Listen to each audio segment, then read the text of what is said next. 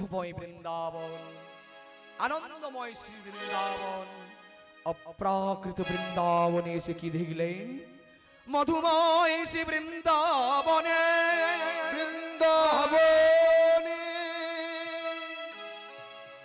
আনন্দময় শ্রী বৃন্দাবনে, আনন্দময় শ্রী বৃন্দাবনে আজ ভগবান শ্রী গোবিন্দ তিনি গরু চড়াচ্ছি আর সখাদের সঙ্গে খেলাধুলো করিছে। আজ ভগবান নবলক্ষ ধেনু তিনি চড়াচ্ছে, একা নয়, তার সঙ্গে রয়েছে তার সখা বন্ধু কারাগু শ্রীদাম, সুদাম, দম্ব সুদাম, মধুমঙ্গল বটু।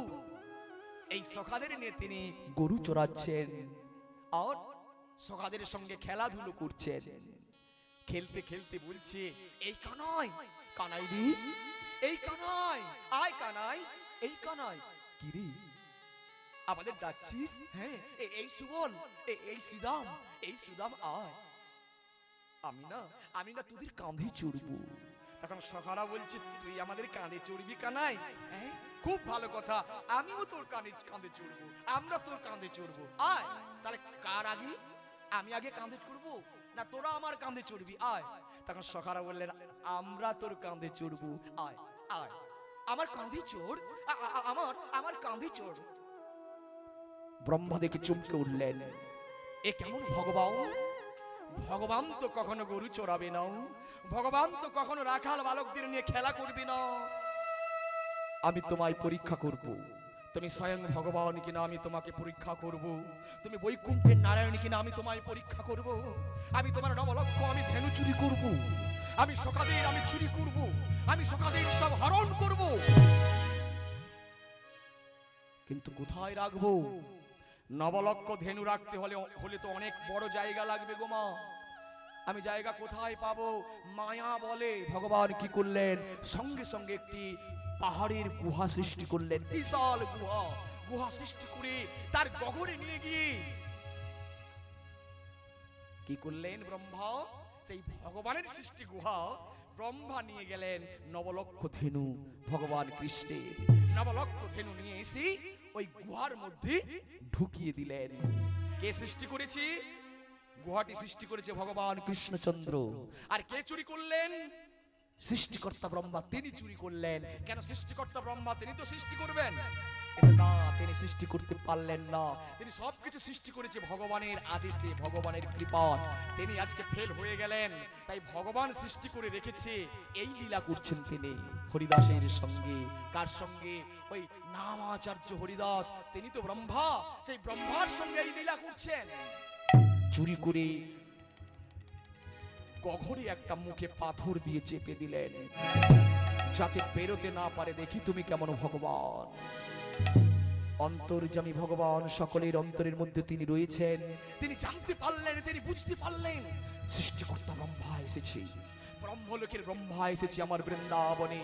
এসে আমার নবলক্ষ ধেনু চুরি করেছি, সখাদের হরণ করেছি, কিন্তু আমি যাদের ঘর থেকে পার করে নিয়ে এসেছি তাদের তো ঘরে ফিরিয়ে দিতে হবে।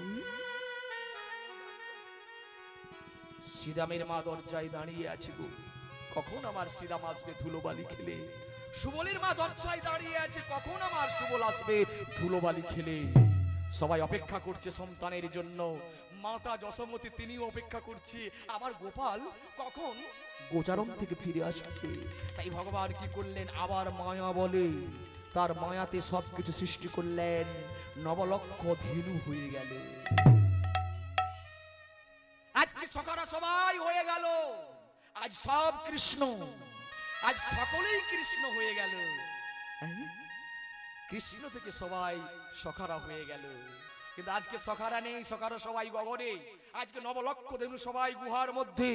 ভগবান সৃষ্টি করলেন নবলক্ষ ধেনু, ভগবান সৃষ্টি করলেন শ্রীদাম, সুদাম, দম্ব সুদাম, মধুমঙ্গল বটু, সব সখাদের সৃষ্টি করে সবাইকে বাড়িতে পাঠিয়ে দিলেন। কেউ বুঝতে পারলেন না। আবার তারপর দিন এলেন ব্রহ্মা, আবার তারপর দিন চুরি করলেন, আবার সৃষ্টি করলেন, আবার তারপর দিন এলেন, আবার চুরি করলেন, ভগবান আবার সৃষ্টি করলেন। দেখুন চুরি করছি আর ভগবান সৃষ্টি করছেন। এইভাবে একদিন নয়, দুদিন নয়, 3 দিন নয়, 7 দিন। 7 দিন ব্রহ্মা চুরি করছে, ভগবান সৃষ্টি করছেন। 7 দিন পরে আর রাখবার জায়গা হলো না, ব্রহ্মার আর রাখার জায়গা হলো না। তিনি ব্রহ্মলোকে ফিরে গেলেন।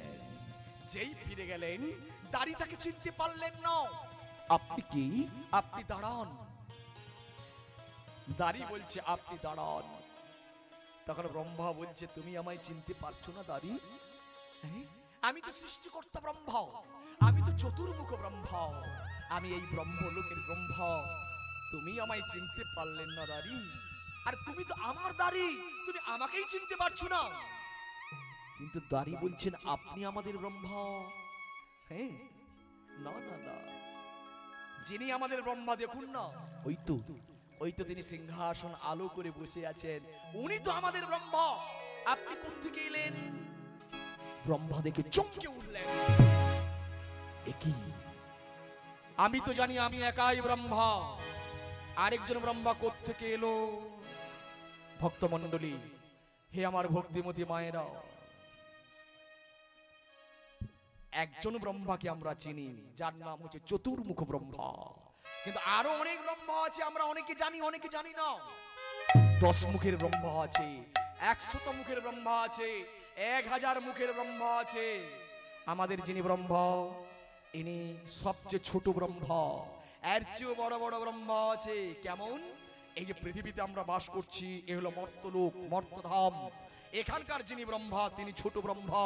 পৃথিবীর চেয়ে আরো বড় বড় লোক আছে, গ্রহ আছে, সেখানেও জীব প্রজাতি আছে।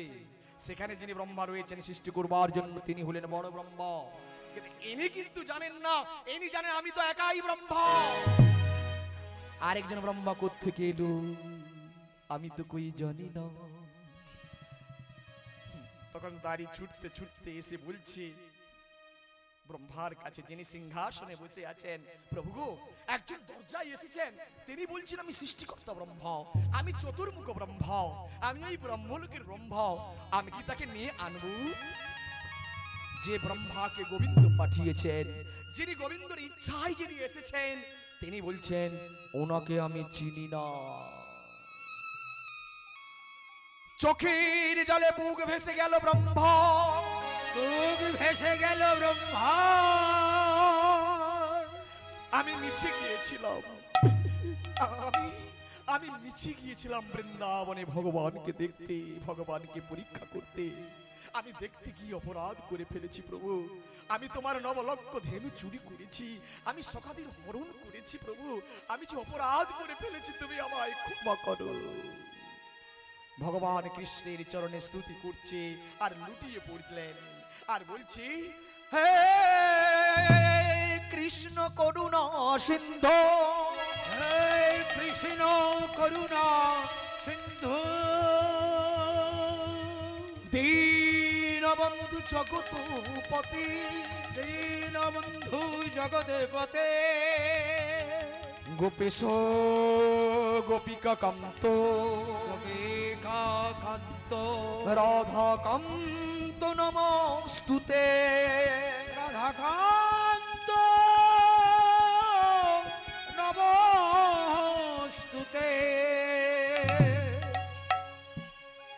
হে আমার প্রিয় কৃষ্ণ, তুমি করুণার সিন্ধু, তুমি দীনের বন্ধু, তুমি সমস্ত জগতের পতি, তুমি গোপিকাদের ঈশ্বর, তুমি শ্রীমতী রাধা রানীর প্রেমাস্পদ। তাই তোমার চরণ কমলে সহস্র কোটি প্রণাম।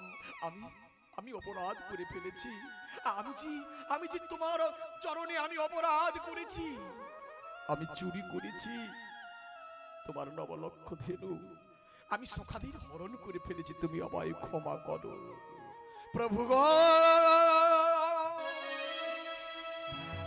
প্রভু গো,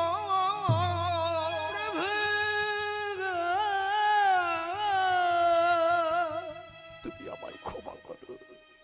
আমি তোমায় চিনতে ভুল করেছি, আমি তোমায় চিনতে পারিনি, তুমি আমায় ক্ষমা করো। ভগবান সঙ্গে সঙ্গে এসে উপস্থিত হলেন ব্রহ্মার কাছে, এসে বলছে ব্রহ্মা তুমি কাঁদছো, তোমার চোখে জল। আমি যে অপরাধ করে ফেলেছি প্রভু, তুমি আমাকে ক্ষমা করো। এর জন্য তোমাকে শাস্তি পেতে হবে। তুমি যে বৃন্দাবনে এসে যে অপরাধ করেছো, তোমাকে শাস্তি পেতে হবে।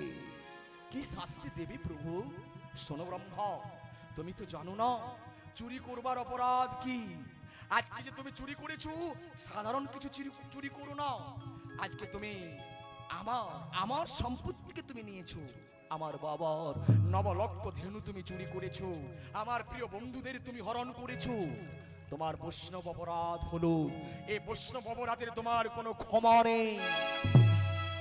বৈষ্ণবেতে হয় যদি ক্ষুদ্র অপরাধ, যদি হয় ক্ষুদ্র অপরাধ, মহাভজন হইতে পড়ে যায় ভজন হইতে পড়ে যায়।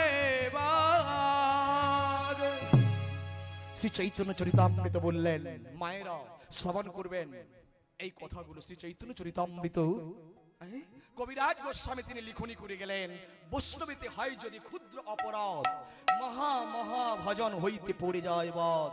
আমরা যত পূর্ণ অর্জন করেছি, যদি ক্ষুদ্র অপরাধ হয়ে যায় বৈষ্ণবের চরণে, সব কিছু নষ্ট হয়ে যায়, সব কিছু শেষ হয়ে যায়। তাহলে বড় অপরাধ আছে, এ তো লঘু অপরাধ। তাহলে বড় অপরাধ কি তুমি চুরি করেছো, এই অপরাধের তোমার ক্ষমা নেই। তখন ব্রহ্মা হাত জোড় করে বললেন, কি শাস্তি দেবেন প্রভু?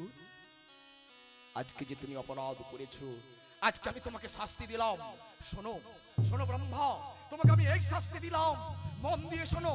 তোমার যবনের ঘরে জন্ম হবে, যবনের ঘরে জন্ম হবে। আছাড় খেয়ে পড়লেন সৃষ্টিকর্তা ব্রহ্মা গোবিন্দ চরণে। না,